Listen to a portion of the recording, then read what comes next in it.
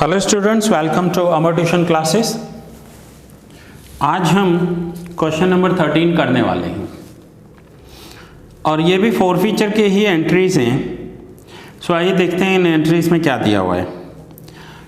मैं आपको रिक्वेस्ट करूंगा कि ये लेक्चर देखने से पहले आप इसका प्रीवियस लेक्चर जो क्वेश्चन नंबर 12 हमने सॉल्व किया था वो देख लीजिए। और हमेशा आपको यही प्रैक्टिस रखनी है कि आपको सारे लेक्चर सीक्वेंस में देखने हैं। सो आइए देखते हैं क्वेश्चन में क्या दिया हुआ है।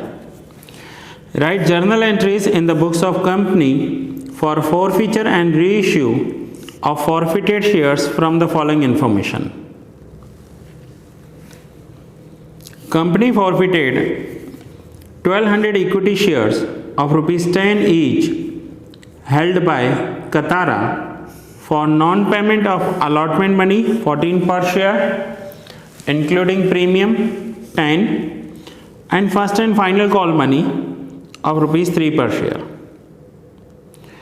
Company reissued all the forfeited shares after giving maximum permissible discount.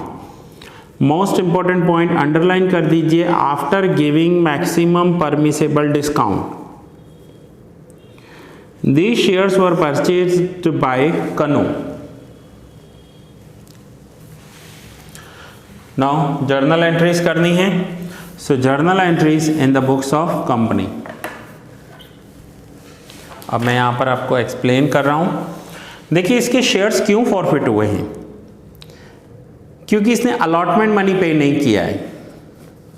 Now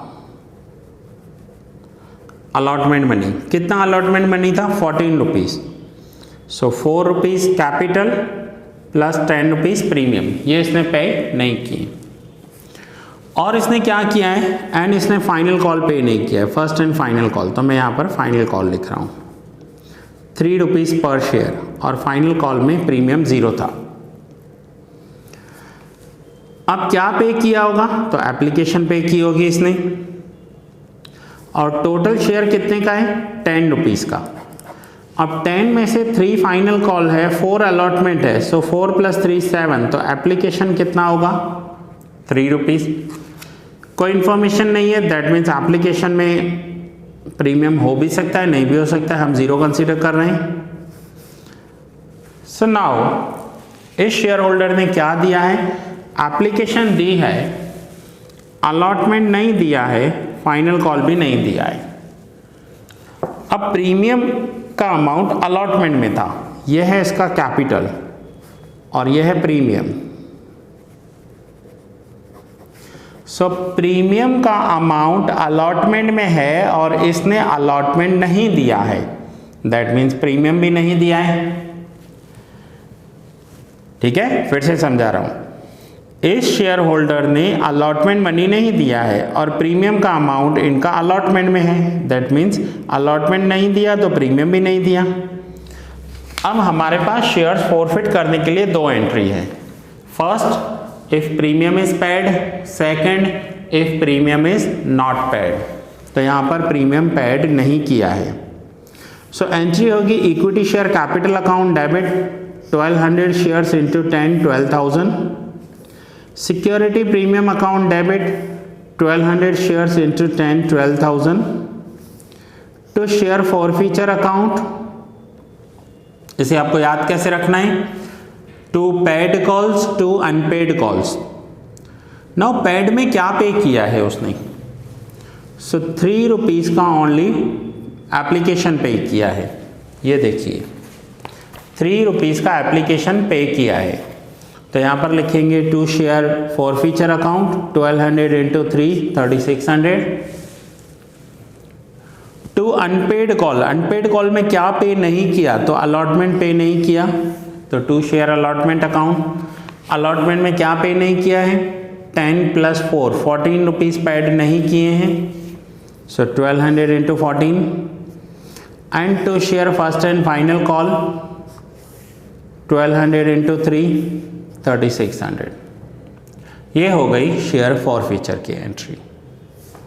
now reissue. Reissue में हमारे पास 3 ऑप्शन है, reissued at par, at premium, at discount. यहाँ पर जो रीइश्यू हुआ है मैक्सिमम परमिसेबल डिस्काउंट के साथ रीइश्यू हुआ है, जो मैंने आपको पॉइंट अंडरलाइन करवाई। सो एंट्री करेंगे bank account debit, share forfeiture account debit to share capital account. अब ये रीइश्यू कितने में करेंगे? सो यहाँ पर देखिए, ये 10 रुपीज़ का शेयर था और इस 10 रुपीज़ के शेयर में से जो प्रीवियस शेयर होल्डर था उसने एप्लीकेशन दे दिया था। तो अब ये जो न्यू शेयर होल्डर आया है कन्नू, उस कन्नू को जो पुराने शेयर होल्डर ने पेमेंट दिया था, एप्लीकेशन दिया था, वो हम इसे एज अ डिस्काउंट देंगे 3 रुपीज़। सो कन्नू को ये शेयर कितने में हम रीइश्यू करेंगे? तो ये रीइश्यू होगा 7 रुपीज़ में। पुराने शेयर होल्डर ने जितना भी पैसा दिया था वो नए शेयर होल्डर को हम एज अ डिस्काउंट दे रहे हैं। सो पुराने शेयर होल्डर ने 3 रुपीज़ का एप्लीकेशन दिया था, वो नए शेयर होल्डर से माइनस करके ले रहे हैं, मीन्स डिस्काउंट दे रहे हैं। सो इसे कहते हैं डिस्काउंट और लॉस ऑन रीइश्यू। 1200 इंटू 3 3600। अब 3 रुपीज़ का डिस्काउंट है तो 7 रुपीज़ में रीइश्यू किया है। 1200 into 7 8400 to equity share capital account 12,000। अब थर्ड एंट्री जो बैलेंस अमाउंट है वो कैपिटल रिजर्व में ट्रांसफ़र करेंगे। अब देखिए यहाँ पर शेयर फॉरफीचर में हमें प्रॉफिट हुआ था 3600। जब हमने ये शेयर फॉरफिट किए थे तो हमें प्रॉफिट हुआ था 3600। जब यही शेयर्स हमने रीइश्यू किया तो लॉस हुआ 3600। अब 3600 के प्रॉफिट में से 3600 लॉस हो गया। सो फॉरफीचर अकाउंट में हम ज़ीरो अमाउंट लिखेंगे। एंट्री करनी होगी आपको share forfeiture account debit to capital reserve account zero amount. Zero इसलिए आया क्योंकि जितना प्रॉफिट हुआ था उतना ही लॉस हो गया रीइश्यू पे। सो रिजर्व के लिए कुछ पैसा बचा ही नहीं। ठीक है, सो ये था क्वेश्चन नंबर 13 का फर्स्ट सम। आप नोट डाउन कर लीजिए यहाँ पर। तो इसके बाद हम सेकंड सम स्टार्ट करेंगे।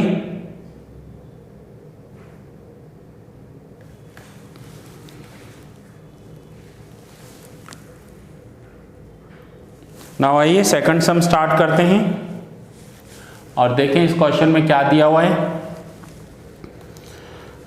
Ramesh hold 600 equity shares of ₹10 each in a company. He had paid application money at ₹3 per share and allotment money 2.5 per share. अब रमेश ने ये पेड किए। सो देखें क्या क्या पेड किया है रमेश ने। सो एप्लीकेशन मनी पेड किया है इसने 3 पर शेयर एंड अलॉटमेंट पेड किया है इसने 2.5 पर शेयर, बट कुड नॉट पे फर्स्ट कॉल मनी ऑफ ₹2 पर शेयर। फर्स्ट कॉल 2 पर शेयर पेड नहीं किया है। Company forfeited above share before making final call. अब अभी कंपनी ने फाइनल कॉल किया ही नहीं है, लेकिन फाइनल कॉल करने से पहले ही इसके शेयर्स फॉरफिट कर लिए जाते हैं। अब ये देखिए टोटल शेयर है 10 रुपीज़ का।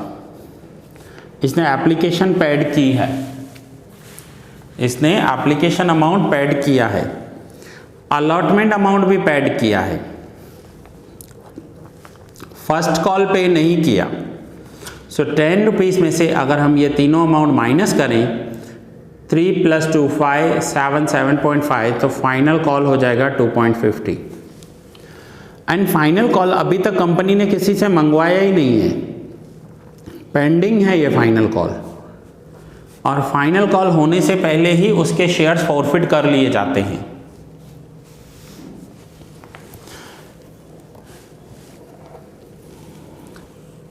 Company forfeited above shares before making final call after necessary formalities. Company reissued all these shares at a discount of ₹4 पर शेयर। 4 रुपीज़ के डिस्काउंट में कंपनी ये शेयर्स रीइश्यू कर देती है। सो अब इसकी जर्नल एंट्री कैसे होगी वो समझेंगे। सो यहाँ पर जर्नल एंट्री में हमें करना है, प्रीमियम तो है नहीं, सो फॉरफिट करने के लिए हमारे पास कितनी जर्नल एंट्रीज हैं, तो 2। When premium is paid, when premium is not paid. तो यहाँ पर प्रीमियम तो है ही नहीं, तो फर्स्ट एंट्री करेंगे।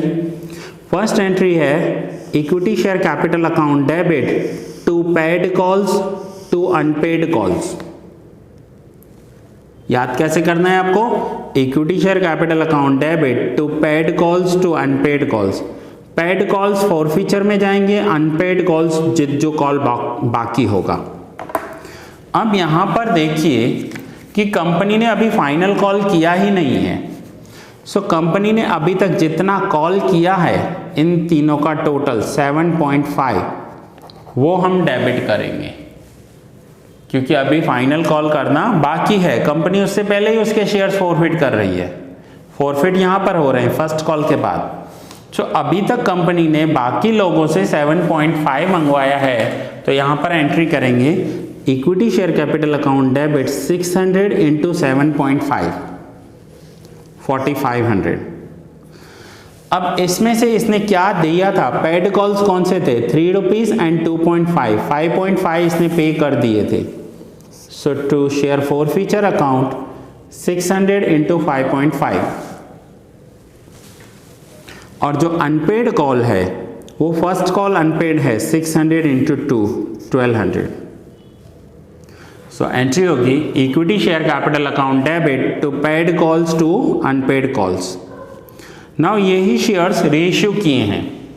रीइश्यू के लिए हमारे पास 3 एंट्री हैं, at par, at premium, at discount. But मैंने आपको बताया है, पहले भी बताया है, फिर से बता रहा हूँ, 99% रीइश्यू डिस्काउंट के साथ ही होता है।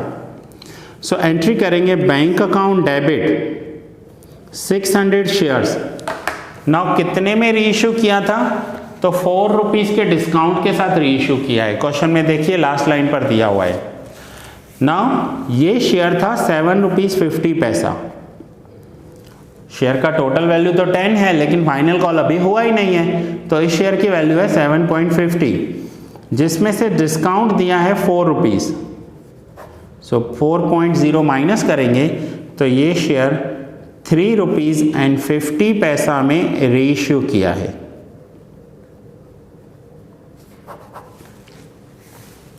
सो एंट्री करेंगे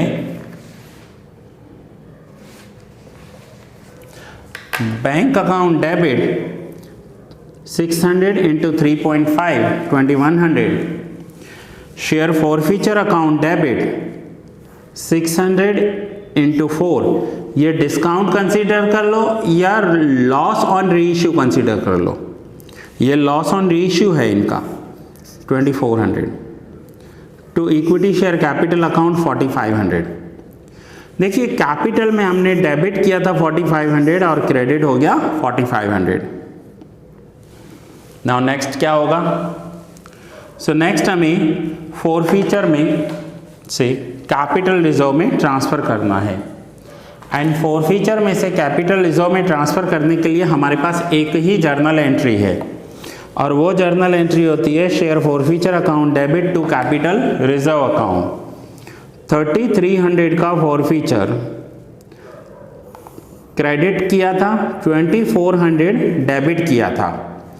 3300 में से 2400 डेबिट करेंगे तो अमाउंट बचेगा 900। इसे हम कैपिटल रिजर्व में ट्रांसफ़र करेंगे। जब भी हम पूरे के पूरे शेयर्स रीइश्यू करते हैं तो सीधा क्रेडिट में से डेबिट वाला अमाउंट माइनस कर बाकी का जो बैलेंस फिगर है, बैलेंसिंग फिगर है, वो यहाँ पर लिख देंगे। अगर हमने 600 शेयर्स फॉरफिट किए हैं और 600 से लेसर नंबर्स मीन्स लेस कोई भी नंबर हो, 600 फॉरफिट करके सपोज करो 500 रीइश्यू किए हैं या 400 रीइश्यू किए हैं या 300 रीइश्यू किए हैं, कोई भी नंबर जो 600 से कम है उतने शेयर्स रीइश्यू किए हैं, तो हमें वहाँ पर इक्वेशन अप्लाई करनी पड़ेगी। अदरवाइज सीधा क्रेडिट में से डेबिट माइनस कर कर बैलेंसिंग फिगर आपको यहाँ पर लिखना है। सो यहाँ पर share forfeiture account debit to capital reserve account 900 rupees लिखेंगे। सो ये हमने किया क्वेश्चन नंबर 13 का सम नंबर 2। नाउ आप ये नोट डाउन कर लीजिए यहाँ पर।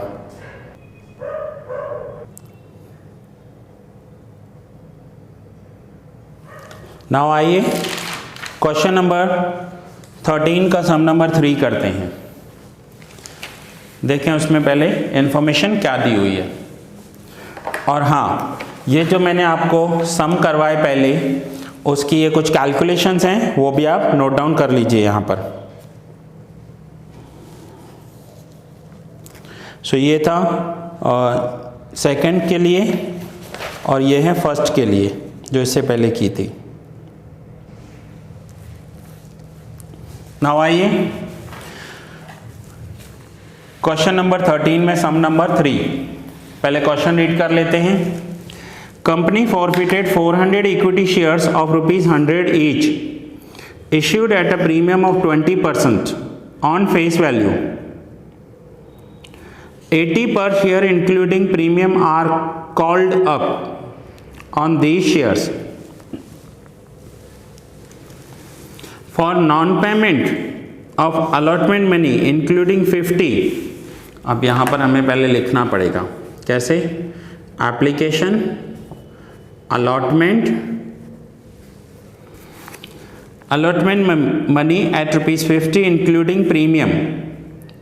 These shares were forfeited before making first and final call। So allotment के बाद इनका आ रहा है फाइनल कॉल। अब यहाँ पर कैपिटल कितना है और प्रीमियम कितना है वो लिखेंगे हम।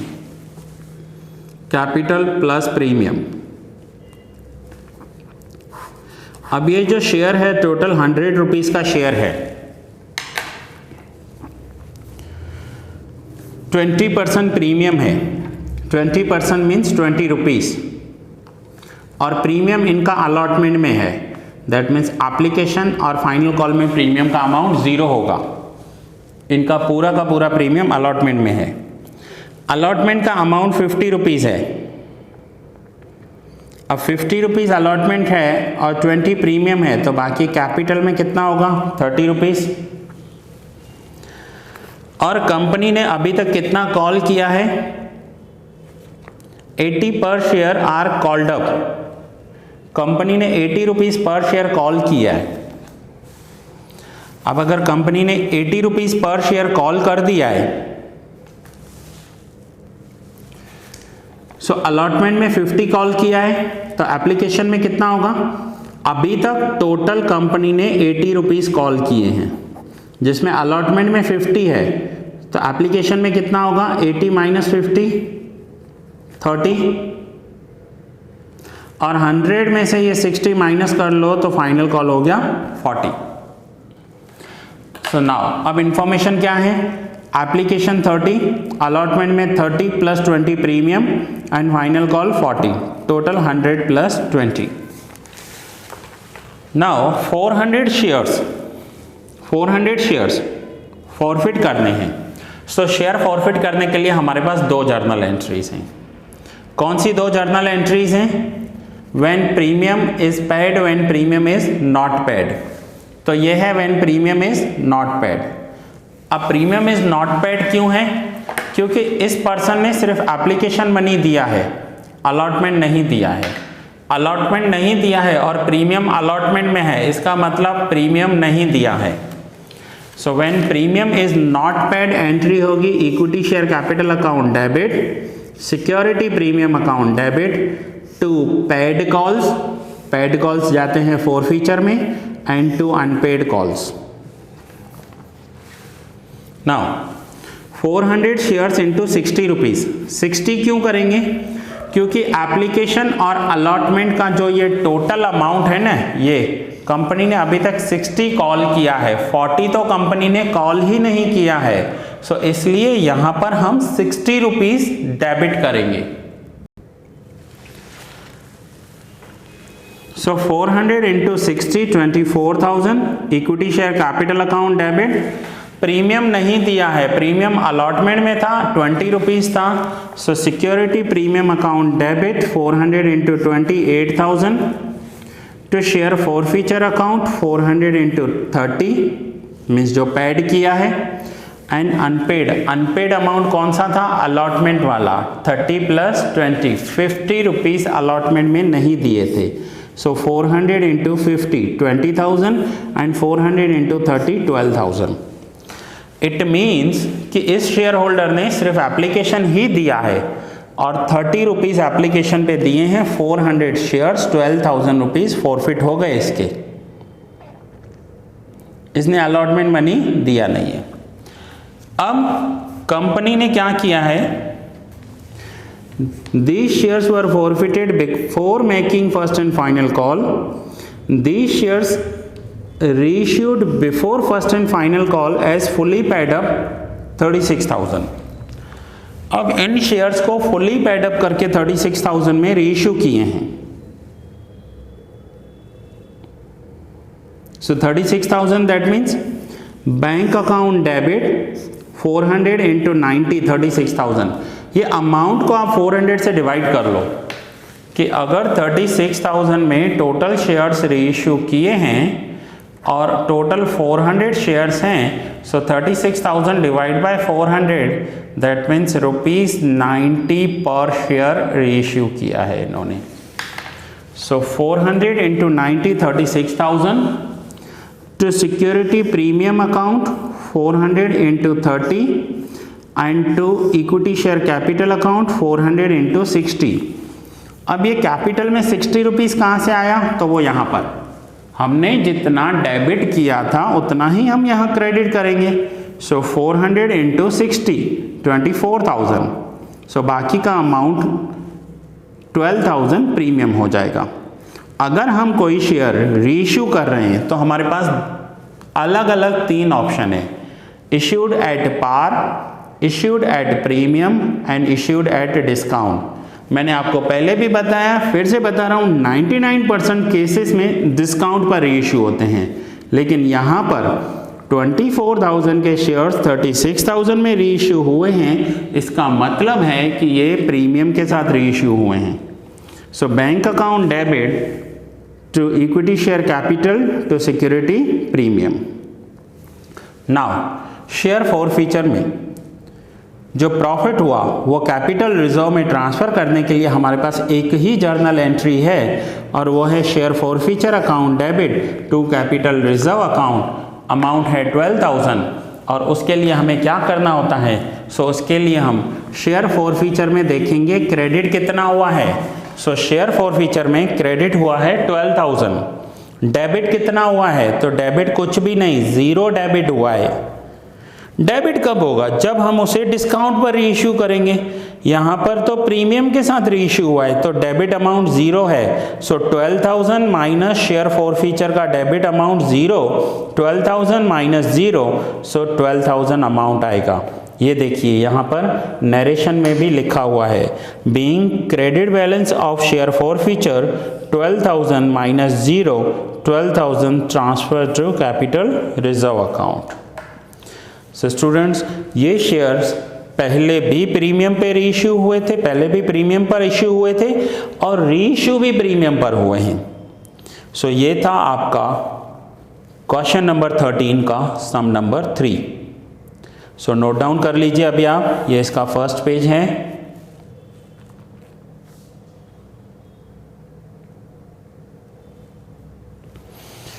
और ये इसका वर्किंग है। सो स्टूडेंट्स, ये लेक्चर मैं यहाँ ही पूरा कर रहा हूँ। नेक्स्ट लेक्चर में कंटिन्यू करेंगे नेक्स्ट क्वेश्चन को।